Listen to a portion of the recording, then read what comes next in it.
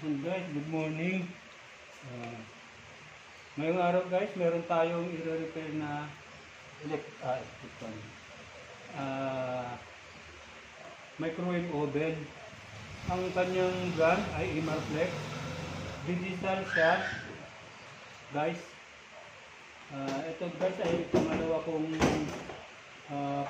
ko pa lang to na mag-repair ng digital na microwave oven. Actually guys, itong microwave oven na to, galing pa to ng Bicol, sa Naga.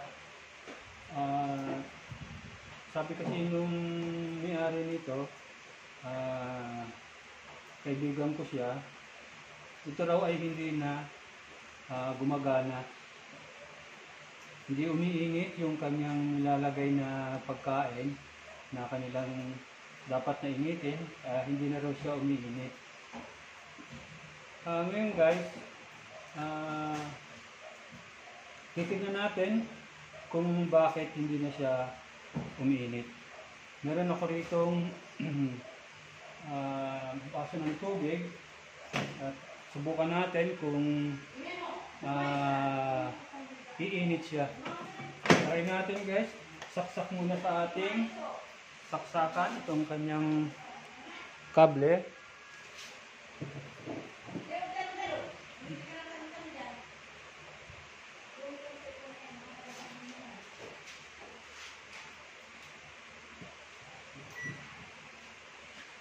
Yan.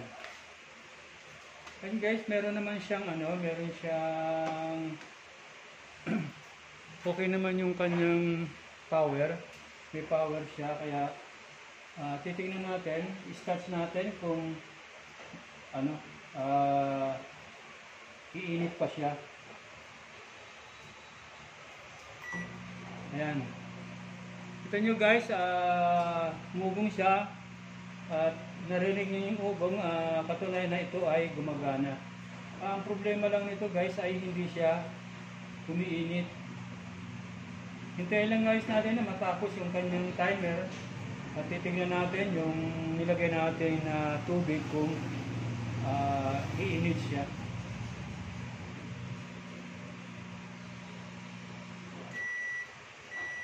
Yan, 0 na guys. Ngayon bubuksan natin to kanyang pinto at titignan natin tong kanyang kung yung nilagay ko guys na cup na may tubig, titignan natin kung mainit. Ayun guys, wala, hindi uminit guys yung kanyang tubig. Ang gagawin natin guys, titignan natin yung kanyang mga pyesa kung bakit hindi na siya uminit. Ayan, plug lang natin ulit. Binuksan ko na to kanina.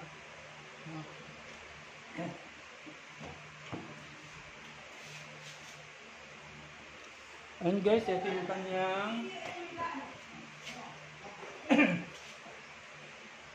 ayan yung kanyang mga pyesa. Ito guys, ito yung ating tinatawag na magnetron. Isa to guys sa nagpapainit ng ating dapat painitin dito sa loob ng microwave. Ito, itong magnetron. Meron siya, ito yung kanyang transformer na high voltage transformer. At ito yung kanyang high voltage fuse. At ito naman yung kanyang tinatawag na high voltage capacitor. Ito. Itong nasa loob na to. At meron din siyang tinatawag na diode. High voltage diode.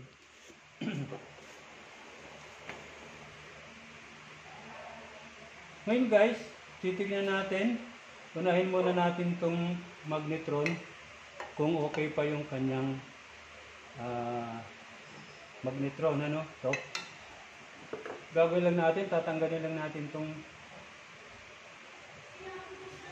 nakakabit ito sa kanyang sa dalawa na to. Dahil lang natin pababa.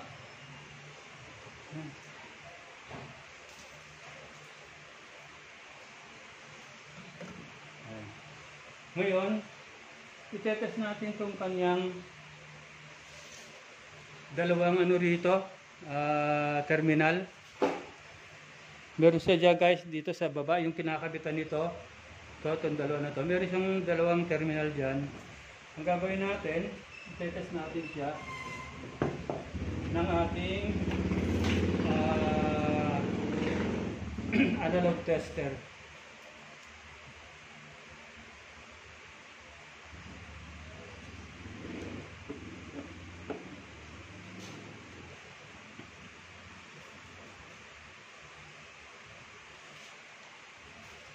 Itetest natin to, itong dalawang terminal niya kung okay. Lalagay lang natin sa times 10. Itong ating analog tester, lalagay natin sa times 10. Tapos, pag nilagay natin itong dalawang dulo ng ating tester, ayan, gumalaw siya, ilagay natin sa 0. Ayan. Pag gumalaw siya guys, o pumalo yung ating pointer, good yung ating dalawang ano, to.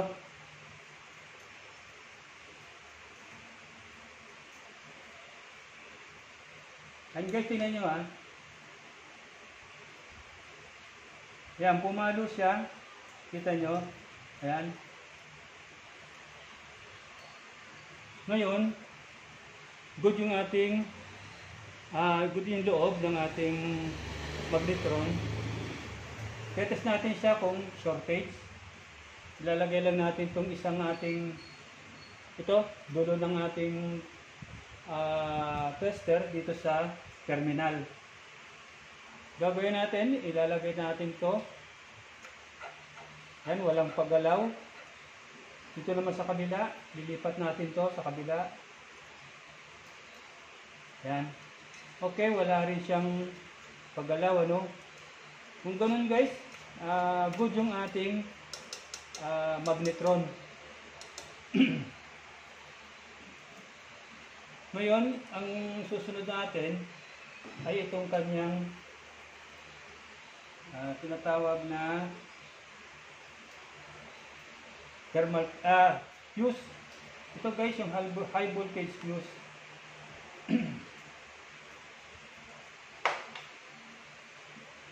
Tatanggalin lang natin siya rito.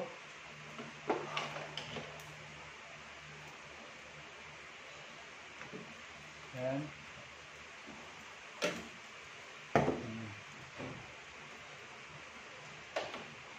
And guys, bubuksan natin siya.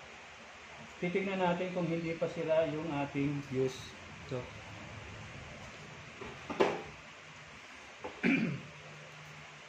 Kasi minsan guys, pag wala itong pagsira yung ating fuse, hindi rin iinit yung ating dapat na initin dyan sa loob ng ating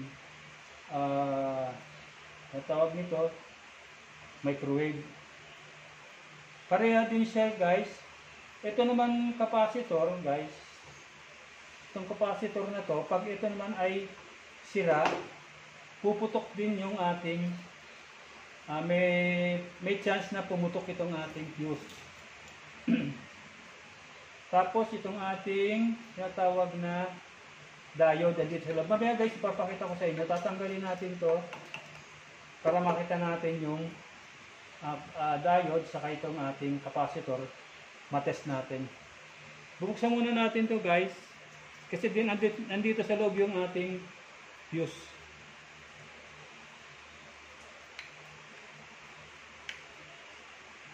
Oh.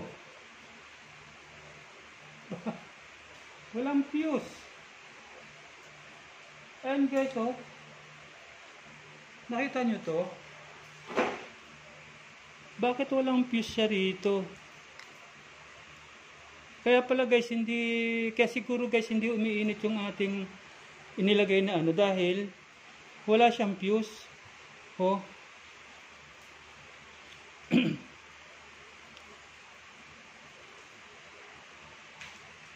Pag wala ito guys fuse, talagang hindi iinit yung ating dapat na initin dito sa loob.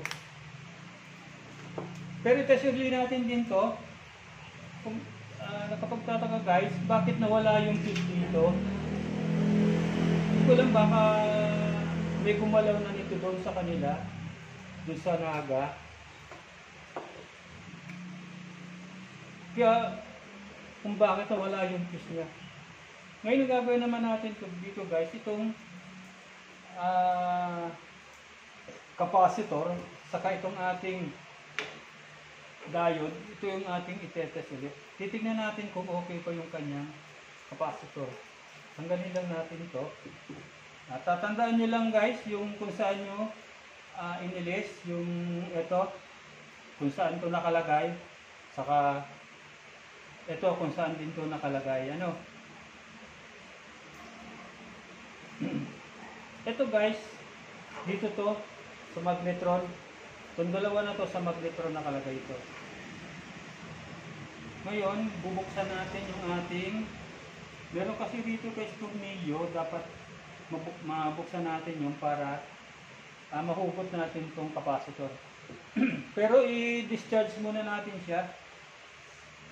Pag mag-test nga pala kayo dito guys, capacitor, kailangan yung i-discharge siya kasi meron siyang naiimbak na kuryente na pwede nating ikabigla o pahawakan natin, baka pwede na tayo madisgrasya. Ano? Kaya ang gagawin natin, i-discharge muna natin siya. Ayan.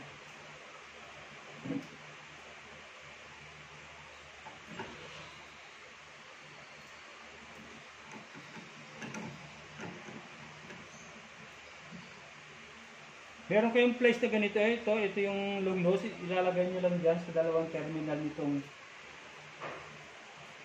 capacitor para ma-discharge siya. Mawala yung kuryente niya. Okay? Ngayon tatanggalin na natin itong tornilyo para mahugot natin itong capacitor sa kanyang diode.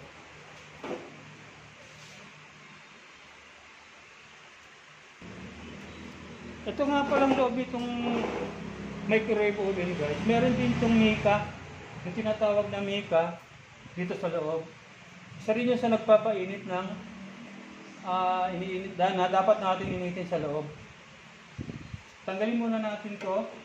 May tornilyo rito guys, nakakabit sa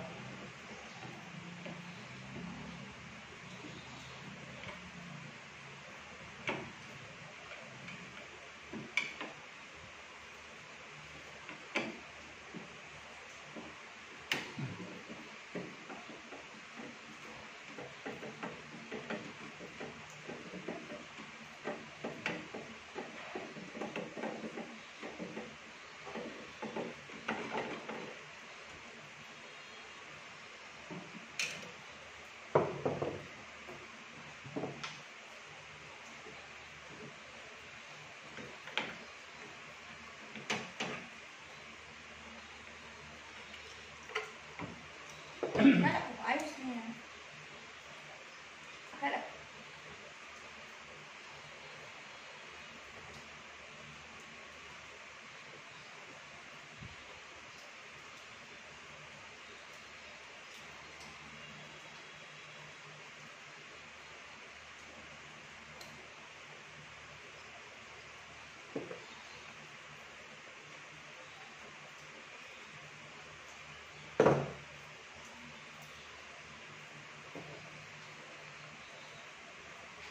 And guys, ito yung ating high voltage fuse diode.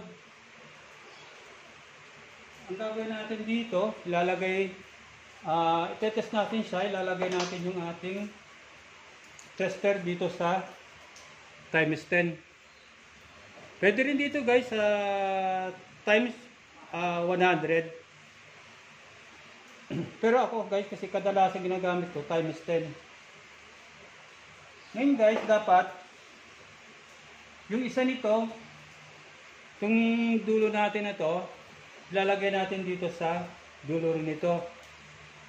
Dapat yung isa lang nito ang merong palo. Try natin muna natin ito, ano. Dapat ayun guys, wala siyang palo, ano.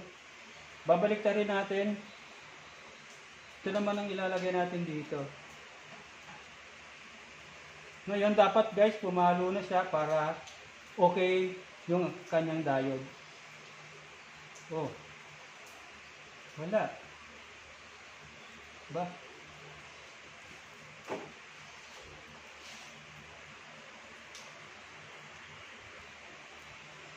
Ngayon guys, tetest na natin tong ating diode. Ito pala guys, ilagay natin sa times 10K. Kasi pag times 10, hindi niya kayang basahin yung diode. Dapat nakalagay sa guys sa times 10K.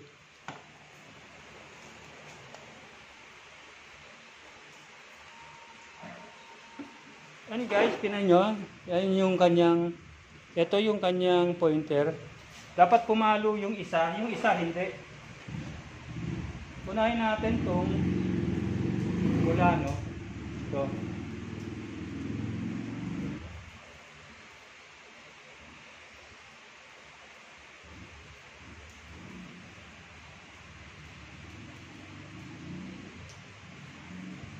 Ayan guys, pumalo siya. Ngayon, babalik ta rin natin to. Dapat wala siyang palo. Ayan. Balik ta rin natin. Dapat guys, hindi siya pumalo, ano? Ayan. Wala siyang palo guys, kaya good din tong ating high voltage diode. Ngayon guys, ito naman ating capacitor. Ang check natin. Ilalagay natin siya sa times 1 or times 1K. Yan. Ngayon, test natin siya. Dapat guys, pag nilagay natin siya, pag pumalo siya, babalik.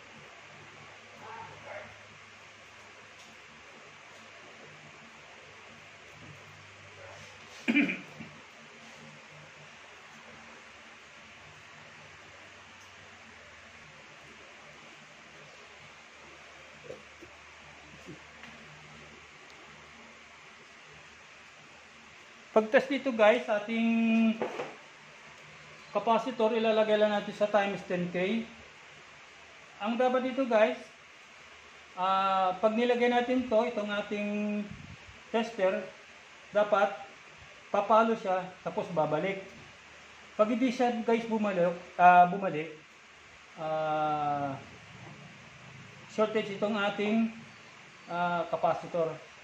Dapat pag nilagay natin to, at nilagay natin itong isa, dapat bumalik lang siya pag pumalo. Ayan. Kita nyo guys, bumalik, pumalo, yun. Balik na rin natin. Ganun din niya siya guys, dapat papalo siya, tapos babalik. Ayun. Good din ating capacitor. Ang diferensya lang nito guys ay itong ating fuse, high voltage fuse. Wala siyang, hindi ko alam guys kung bakit nawala yung fuse niya rito sa loob. Kasi hindi ko naman kasi ito guys tinignan doon nung kinuha ko ito sa Naga. Hindi ko naman siya tinignan guys kung meron siyang fuse o wala, kasi wala akong dalang gamit dun sa pagpunta namin dun sa Naga. Wala akong dalang gamit. Ngayon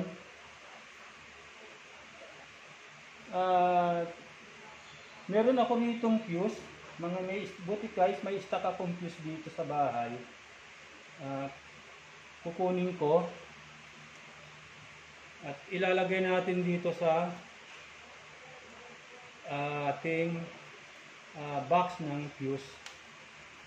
Siguro guys, ito lang talaga yung dahilan kung bakit hindi uminit yung ating nilagay na tubig. Kukunin ko lang guys yung aking fuse.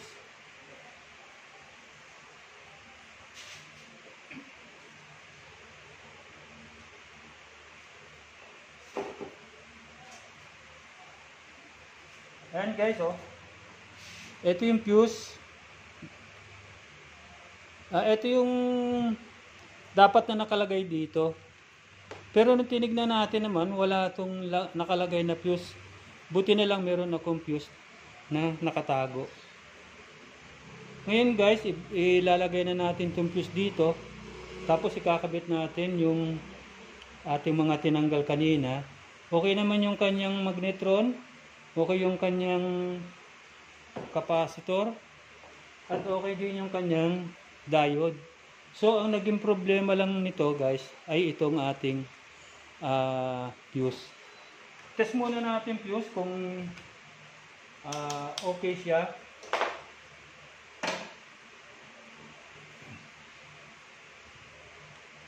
Dapat guys, may palo itong ating tester. Nalagay natin siya dito. Ayan, kita nyo guys, pumalo yung ating tester. Kaya good itong ating fuse. Lalagay ko siya rito sa box.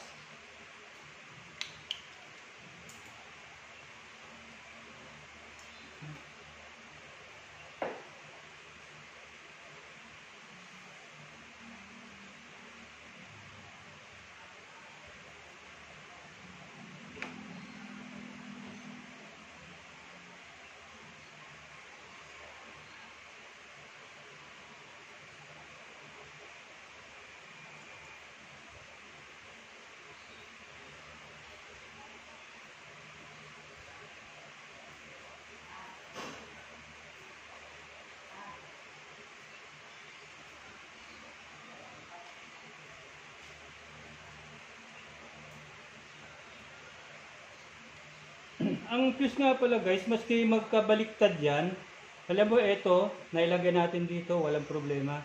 Kasi parang continuous lang naman yan, wala siyang polarity. Babalik na natin siya dito.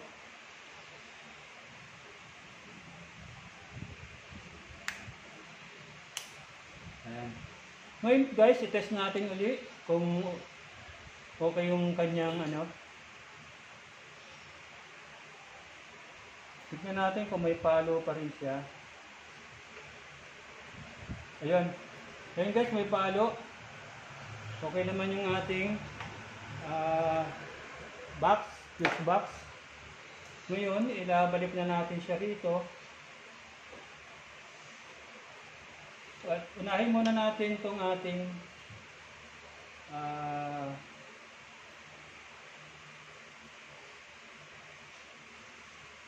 capacitor saka itong ating diode na ilagay.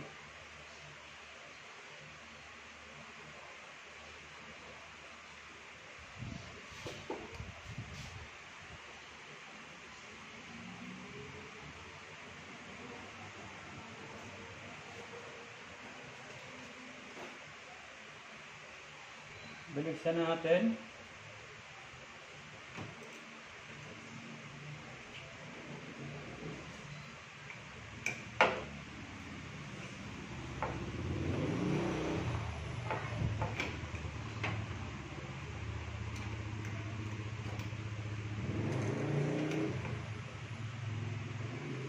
Tapos kung kanyang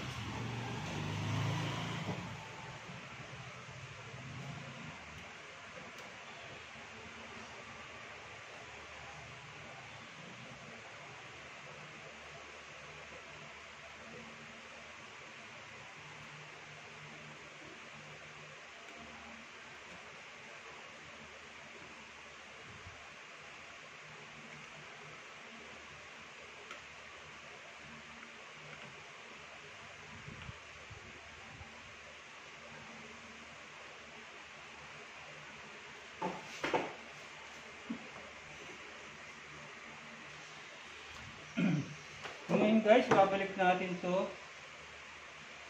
Lagay natin to dito.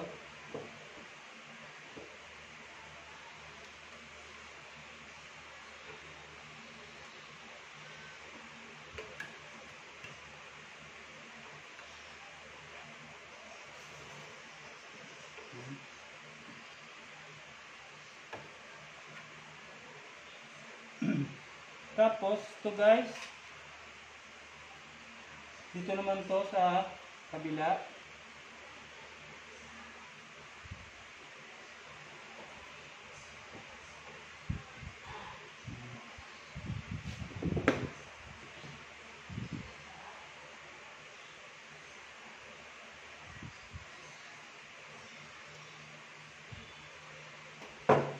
Tapos ito guys, itong dulo nito, fuse, dito naman to sa ating transformer.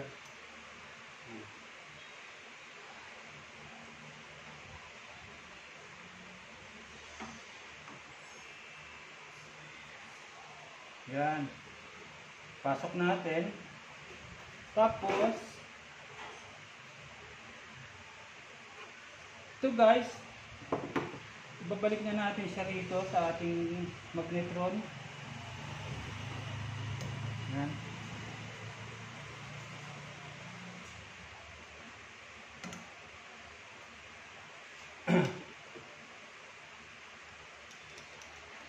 Kanina guys, tinest natin to, wala siyang, okay yung kanyang magnetron, kasi pumalo naman yung ating tester dito sa dalawang terminal itong magnetron. Tapos tinest natin bawat isa nitong magnetron, tinest natin sa body yung isang linya ng ating tester. Yung isang tester nakatutok dito, nakadikit sa terminal nitong ating magnetron. Pag-test natin, wala naman siyang grounded, hindi naman siya grounded. Hindi pumalo yung ating ito. Tapos nilipat natin yung isang tester dito sa kabila. At wala rin siyang palo. Yan. Dito sa kabila wala rin siya. Tapos dito wala. Good naman siya. Hindi grounded yung ating magnetron. Itong ating transformer na high voltage, wala naman siyang problema kasi bihira naman yan masira guys. Ngayon, itetest na natin siya, no? Itetest na natin kung iinit na yung tubig dito sa ating microwave. Oops! Binilik natin to, itong ating itong fuse, tapos yung ating capacitor, magnetron, wala naman siyang ground, okay naman yung magnetron natin. Tapos ito guys, meron tong mica sa loob. Ito natin.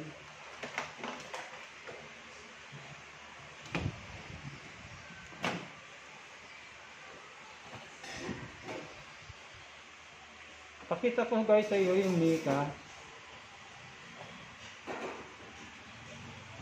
At tanggalin na lang natin dito.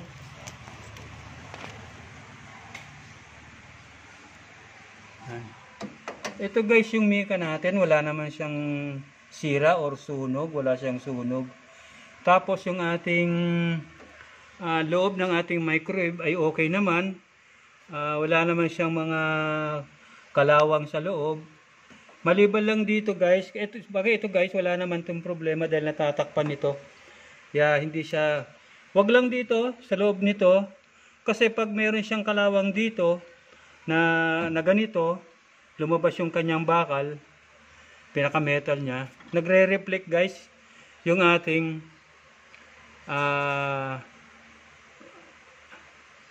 dito sa ating mica, nagre-reflect yan, nagkakaroon ng parang pumuputok-putok yung ating microwave. Kaya dapat malinis siya guys, wala siyang mga sira pa. Okay pa naman yung loob nito.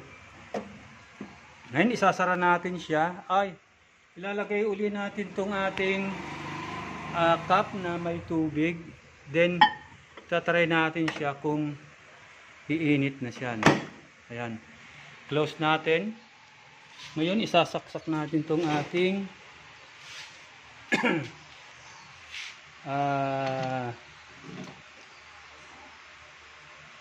eto nga pala guys, kaya mahigsi ito.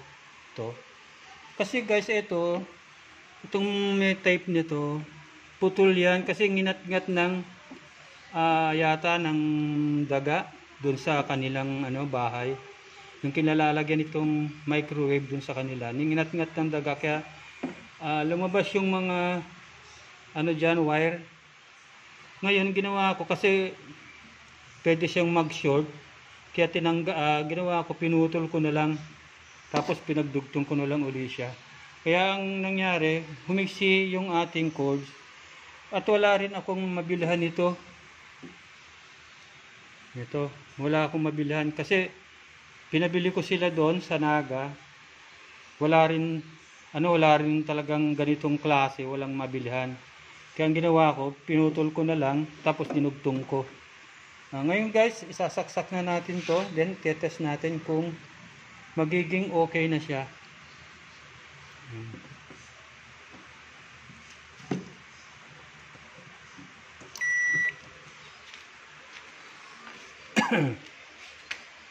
And guys, meron siyang ilaw, yung ating timer. Nakaset yan guys sa 30 seconds lang. Ngayon i-start na natin siya. Natin nyo guys,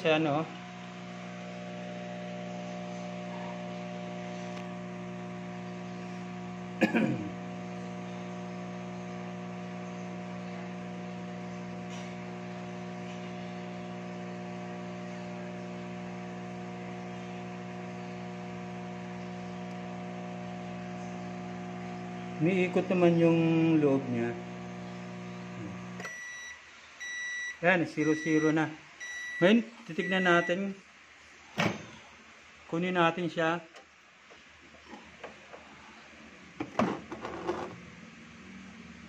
Ayun. Ayun guys, mainit na siya. Hindi lang siya masyadong umuso kasi 30 seconds lang yung nilagay ko. Pero mainit. Ayan.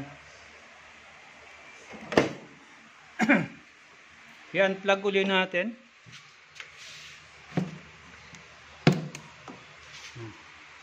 Ngayon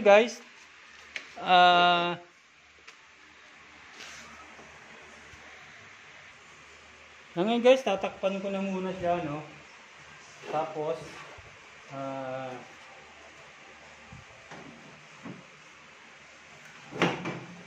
itetest uli natin yung cup na may tubig. Pero papalitan natin siya ng tubig para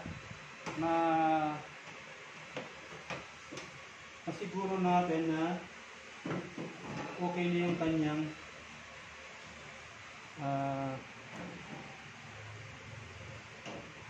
okay na yung ating ginawa.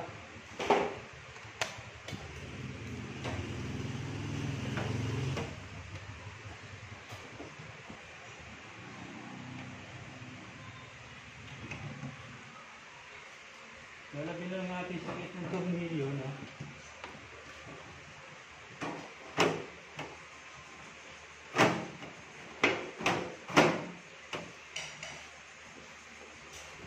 Dapat nga po guys, nakalapat siya dyan. Meron siyang dapat nakalapat.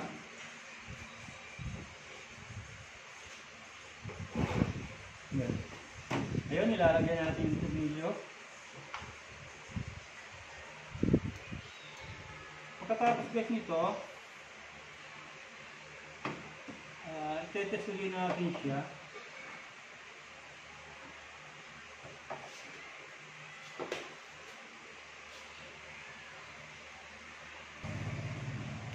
And guys, may bago ulit akong kinuhang tubig. Medyo pinuno ko siya ng konti. Lalagyan natin sa loob. Yan. Tapos, sakulin natin. Yan. Milo na siya. Ngayon, iseset natin sa 1 minute. Para makita natin kung uusok o iinit ng maigi yung ating nilagay na tubig. Set natin sa 1 minute.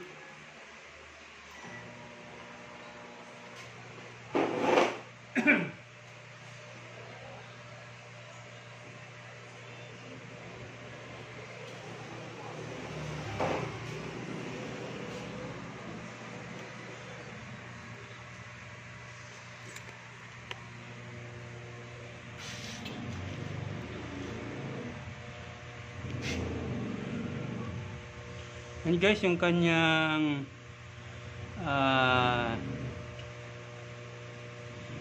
timer 26 na.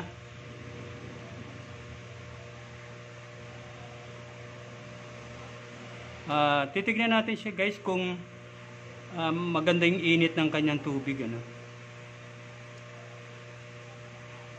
Tignan natin kung uusok yung tubig na ininit natin sa loob ng 1 minuto. Ayan.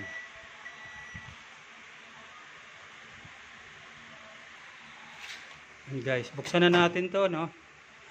At eto na yung kanyang tubig. Yun. Ayan. Sobra ng init guys, pati yung ating cup mainit. Ito. Ayan, no? Hindi lang makita guys, hindi lang natin mapansin yung usok ng tube. Yan, no? Sobrang init. Guys, okay na yung ating ni-repair na electric fan na ang tatak niya ay Emarflex.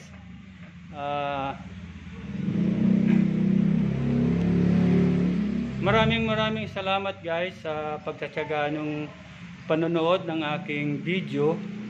At yung hindi pa po nakapag-subscribe po sa aking YouTube channel, inaanyayahan ko po kayong mag-subscribe po sa aking channel. At i-click nyo po yung notification bell para lagi po kayong updated sa mga gagawin ko pong video. Ang video ko po na nasa YouTube ay pang 24 pa lang po ito na YouTube, na video na ginawa ko. At i-like nyo na rin po at i-share para po malaman naman ng ating mga kababayan. At yung iba pong gustong matutong mag-repair, mag-DIY po, meron po silang makuhang kahit konting kaalaman. Ano po? At wag po kayong mag-skip ng ads sa aking video. Tulong niya po yun sa akin. Pag meron na po akong tinatawag na pag na-monetize na po yung aking channel, na napakalayo pa po para ma-monetize. Maraming salamat po. Sana po wag niya ko yung pagsawaan na panoorin ito para dumami-dami naman po yung aking views sa aking channel. Maraming salamat po. Hanggang sa muli po. Paalam.